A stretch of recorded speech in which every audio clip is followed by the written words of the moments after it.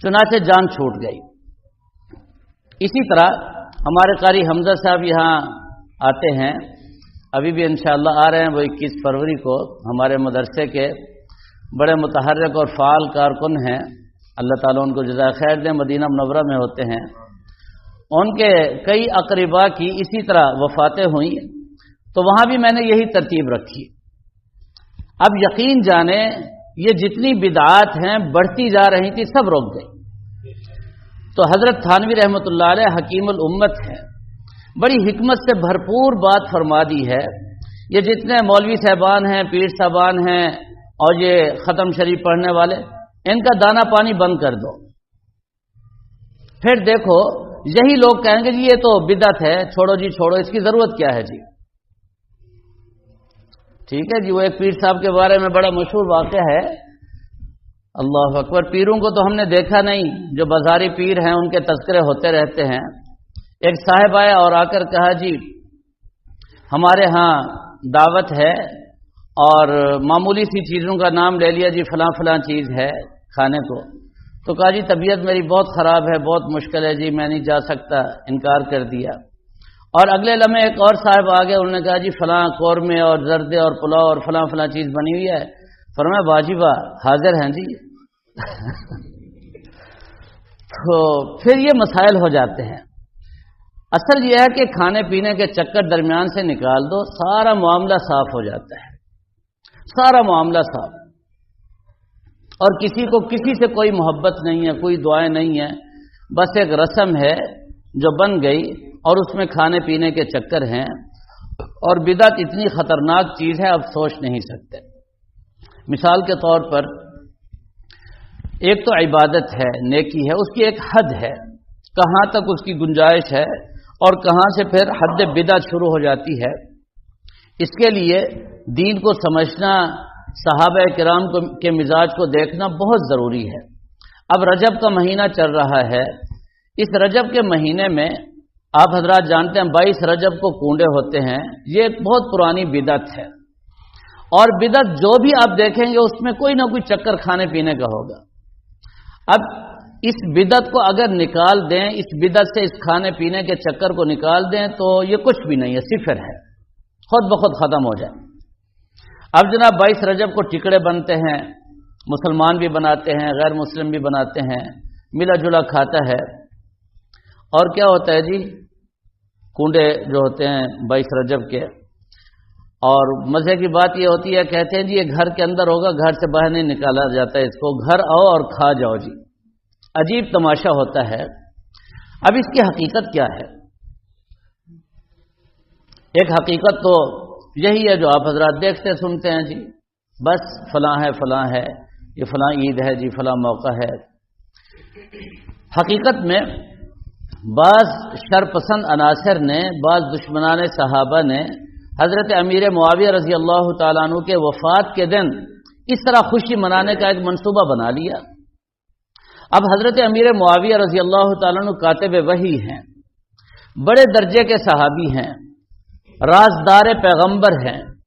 احادیث میں یہاں تک آتا ہے کہ نبی پاک صلی اللہ علیہ وسلم بعض مشورے جو سیدنا ابو بکر و عمر رضی اللہ تعالیٰ عنہما سے بھی آپ صلی اللہ علیہ وسلم سمجھتے تھے حل نہیں ہوں گے، حضرت امیر معاویہ رضی اللہ تعالیٰ عنہ کا تدبر، فہم و فراست ایسا کہ ان سے جا کر آپ مشورہ لیتے۔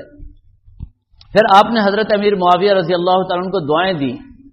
امیر معاویہ رضی اللہ تعالیٰ عنہ کو اگر نکال دیا جائے ایک تھوڑی دیر کے لیے بھی تو یاد رکھے نہ ہمارا قرآن قرآن رہتا ہے، نہ حدیث حدیث رہتی ہے۔ بڑی گہری سازش ہے، اب ہمارے مسلمانوں کو پتہ ہی کوئی نہیں۔ اچھا اگر صرف صاف اور سیدھا سیدھا امیر معاویہ رضی اللہ تعالیٰ عنہ کی وفات کے ساتھ اس کو منسوب کر کے کچھ حرکت کرتے تو یہ قوم کبھی بھی اس کو قبول نہ کرتی۔ اب اس کے ساتھ کھانے پینے کا چکر ڈال دیا،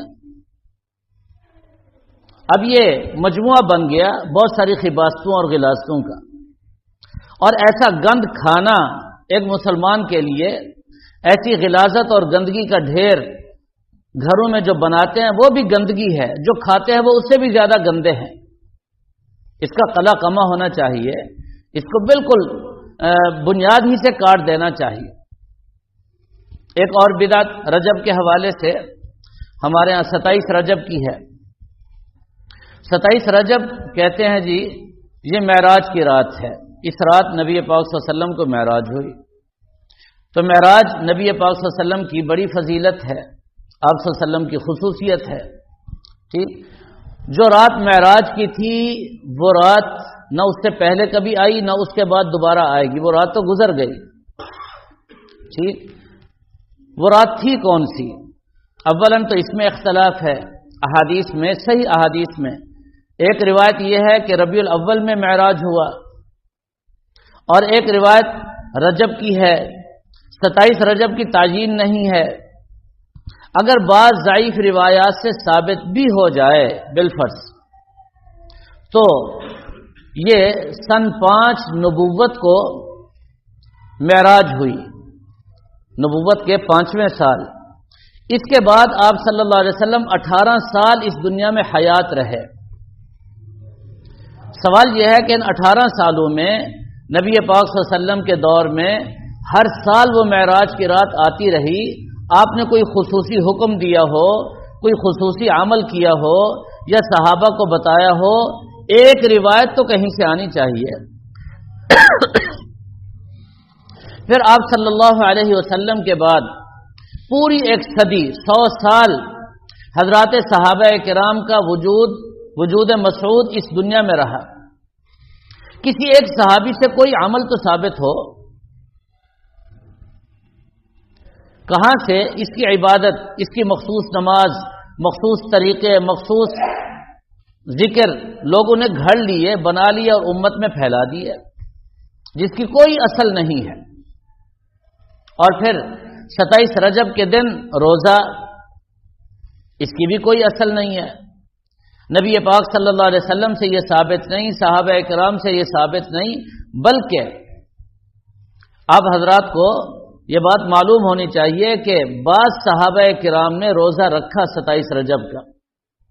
حضرت عمر فاروق رضی اللہ تعالیٰ عنہ نے جن جن پر شبہ ہوا وہاں جا کر زبردستی ان کو کھانا کھلایا، فرمایا اس دن تم روزہ رکھتے ہو۔ نبی پاک صلی اللہ علیہ وسلم سے ثابت نہیں ہے، احادیث سے ثابت نہیں ہے، اور کسی کا کوئی عمل نہیں ہے، روزہ توڑوا دیا زبردستی۔ کہیں ایسا نہ ہو کہ امت میں ایک بدعت اور ایک نئی چیز شروع ہو جائے۔ اب آج ہر کوئی پوچھتا پھر رہا ہے جی 27 رجب کب ہے جی، 27 رجب کب ہے جی، کیا کرنا ہے، کچھ پتہ نہیں جی، بس سنی سنائی باتیں ہیں۔ ہر وہ کام جس کو دین سمجھ کر، عبادت سمجھ کر، سنت سمجھ کر یا نیکی سمجھ کر کیا جائے، حالانکہ وہ خود نبی پاک صلی اللہ علیہ وسلم سے ثابت نہ ہو، حضرات صحابہ کرام سے ثابت نہ ہو، اسی کو بدعت کہتے ہیں۔ اب جتنی بھی بدعات ہیں ان کی کوئی اصل آپ کو نظر نہیں آئے گی، کوئی اصل نہیں ہے، ان میں کھانے پینے کے چکر ہیں۔ اب مساجد میں 15 شعبان کی رات عبادت کی رات ہے، جہاں تک عبادت ہے وہ تو ٹھیک ہے، اور جب عبادت سے آگے نکل کر بدعت اور رسمیں شروع ہوتی ہیں تو اس میں آپ دیکھ لیں کھانے پینے کا چکر۔ اب تو افسوس کی بات یہ ہے، المیہ یہ ہے کہ بعض لوگ کہتے ہیں کہ جس طرح لیلۃ القدر کی رات کی فضیلت ہے اسی طرح 27ویں رجب کی رات کی فضیلت ہے۔ اب یہ کتنا بڑا بہتان ہے۔ اگر اس کو گہرائی سے دیکھا جائے تو در پردہ نبوت کا دعویٰ ہے کہ جس طرح نبی نے کچھ راتیں آپ کو مخصوص کر کے بتائیں، اسی طرح کچھ راتیں ہم بتا رہے ہیں آپ کو۔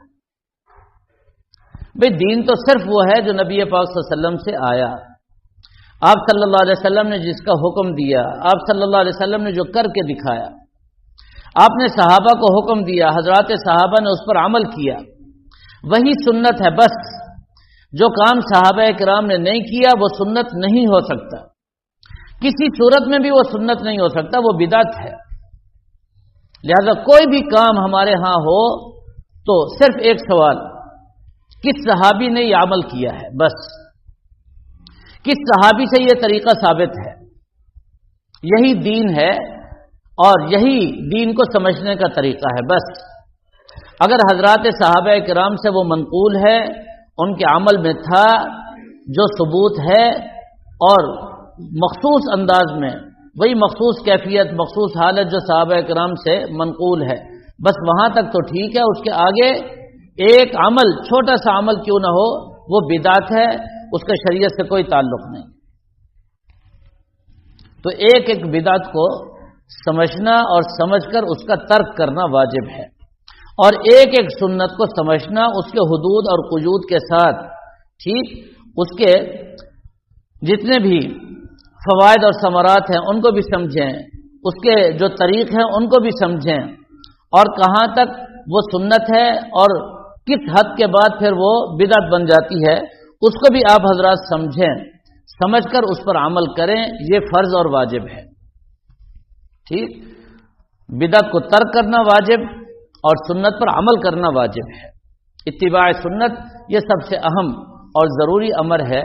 اللہ تعالی ہم سب کو بدعات سے محفوظ فرمائے اور نیکی کی اور اتباع سنت کی توفیق عطا فرمائے۔